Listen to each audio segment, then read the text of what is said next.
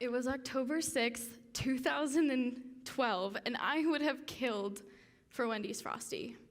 I've been craving that Frosty for about 2 days, but it always seemed just out of reach. See, after urgent care turned into tomorrow after school, which then became, we need to go back to urgent care now. And finally, in the car on the way to the hospital, I realized that unfortunately, I would not be getting that Frosty.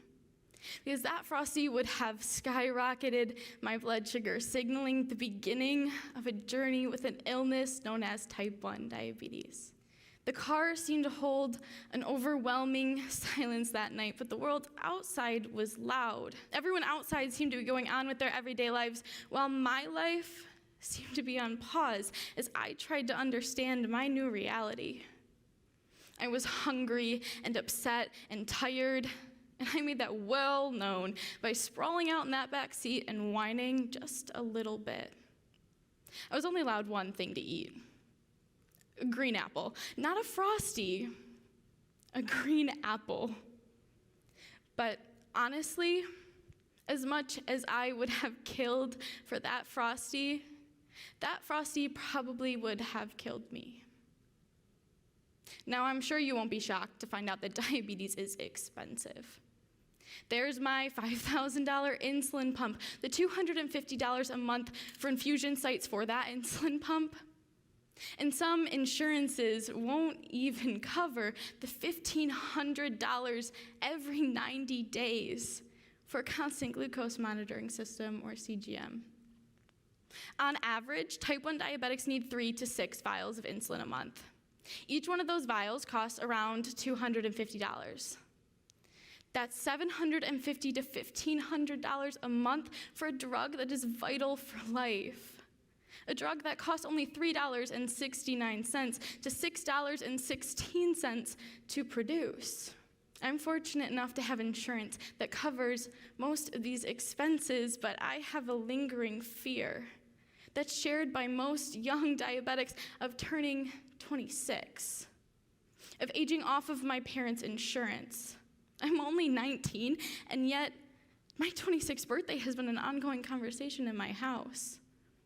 What are ways I can get insurance? How will I be able to afford my insulin? How can I keep myself alive? I experienced that delicate system in which diabetics operate on the night I dropped and shattered my last vial of insulin. It was a Sunday night, and our usual pharmacy wasn't open. So my mom began the search for a 24-hour pharmacy near us, while my dad attempted to get a hold of my doctor's office after hours in order to get my insulin prescription sent over to whatever pharmacy we were able to find. I was able to get enough insulin to last me to my next refill. My parents had the money to pay the $300 for that tiny vial.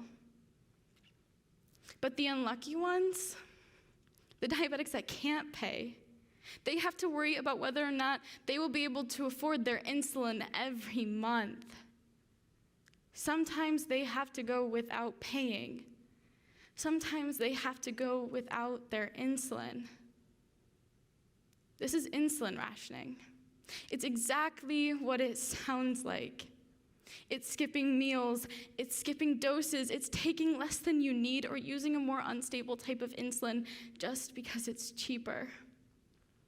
Between 2017 and 2019, 14 type 1 diabetics were identified as dying from diabetic ketoacidosis, a deadly complication of high blood sugar, also known as DKA, due to insulin rationing. I want to take a moment for them. Monique Moses, Shane Boyle, Ontavia Wershman, Jesse Lukin, Alan Rivas, Micah Fisher, Megan Carter, Stephen Elford, Kayla Davis, Josh Wilkerson, Jada Lewis, Jessamiah Scherer,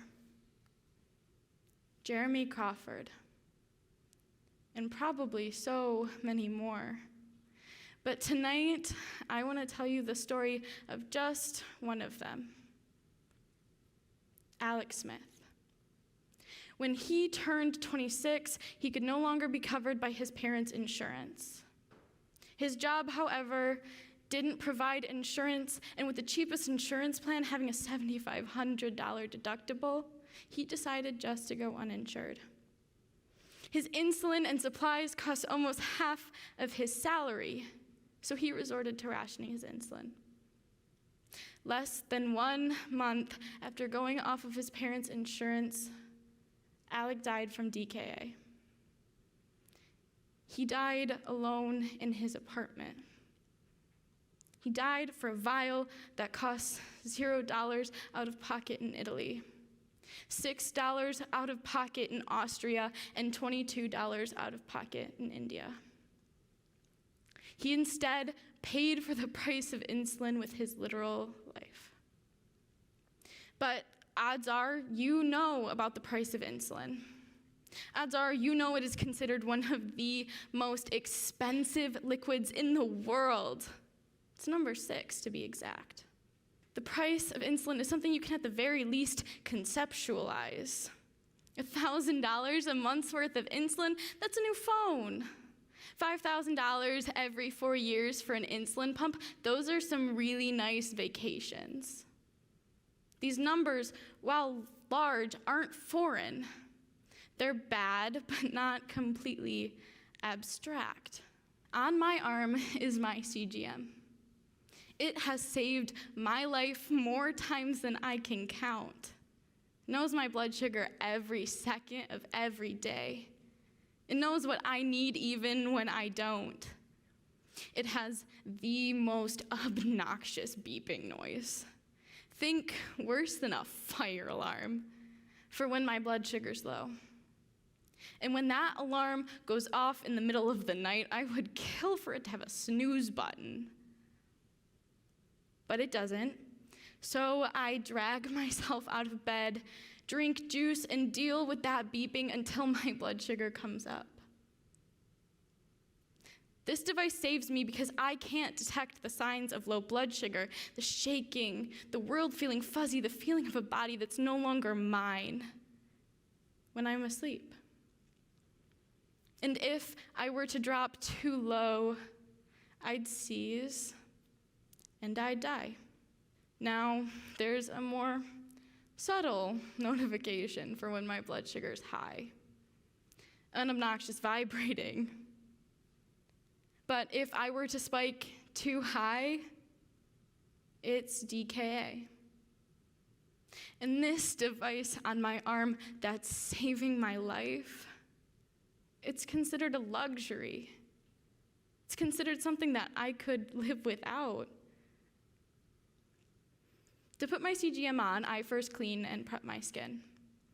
Then I stick an inserter to my skin and press a button that releases a needle. That needle punctures the skin and retracts, leaving a wire behind. Then I remove the inserter and click a transmitter in on top. It's a similar process for my pump. Clean, stick, stab. 2 little puncture wounds, 2 little scars. My body is covered in those little scars, each one representing the CGM or pump site that had been stuck to my body. Each one representing the needle poke that went with it and the wire or cannula that needle left behind. Imagine years and years and years worth of scars and the anticipation of all of the years to come.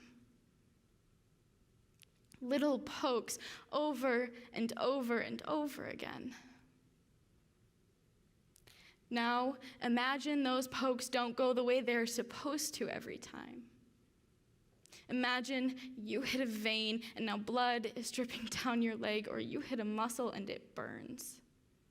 The needle doesn't retract and get stuck. The sticky doesn't stick. Now you have to do it all over again. Or the tubing gets caught on a door handle, ripping itself out.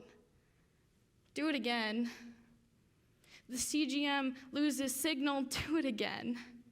Even if those things don't happen, I still have to do it again. Every 3 days for my pump site and every 10 for my CGM. Somehow, I've managed to go 9 years without any major incidents. But I know just how much I hate experiencing the highs and the lows. But I know that I am one miscalculation, one CGM or pump failure, one misstep, one mistake from paying the ultimate price. I've mentioned DKA a few times as a deadly consequence, but I want to walk you through what that looks like. You are literally dealing with blood that is toxic. Blood that feels like it's on fire. Blood that feels too heavy for your body. Your body is turning against you again.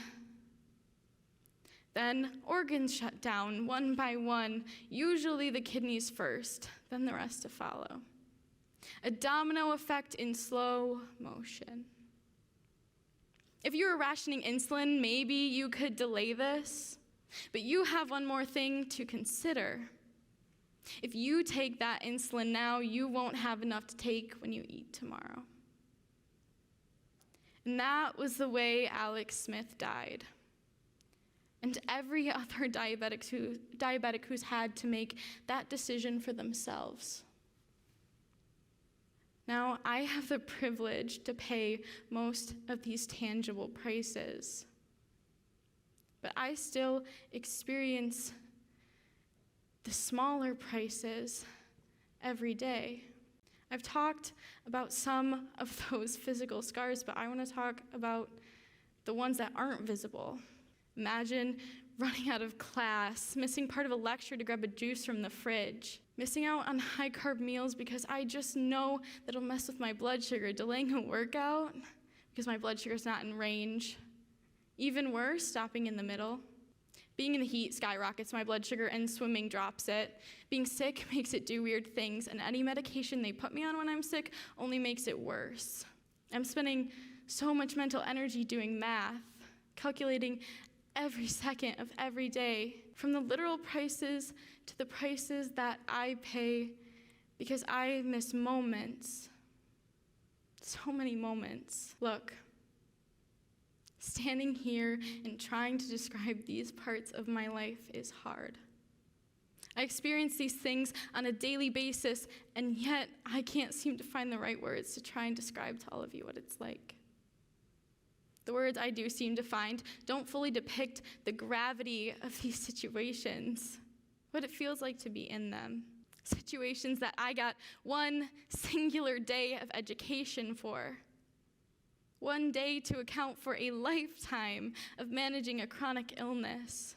Now I can tell you the exact cost of that Frosty. 99 cents. 54 grams of carbohydrates, 9 units of insulin, and a heck of a headache when my blood sugar spikes. It was a price I didn't understand 10 years ago. It was so much more than I could have ever guessed. But now I know that every time I eat food, I am paying both the literal and metaphorical prices of insulin. It was a price I was willing to pay 9 years ago. But now I get it so much more intimately than I did the first time. And some of these prices, like the financial ones, are ones we shouldn't have to pay because we pay enough prices already. Exactly 100 years ago, this month, insulin was tested on a human for the first time. And type 1 diabetes went from being a death sentence to treatable. We took giant steps forward in improving the quality of life with diabetes. Frederick Banting, the creator of insulin, sold the patent for just $1 so that anyone who needed insulin could have access to it.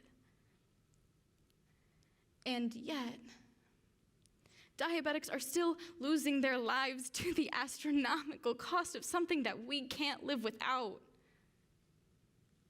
The idea of affordable insulin isn't revolutionary, it's 100 years old. Every day, myself and millions of diabetics experience the roller coaster that is type 1 diabetes. We worry enough about keeping ourselves alive.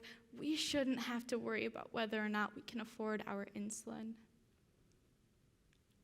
Because I want to eat that Frosty and have to worry about only one price. That headache, that's sometimes worth it. Thank you.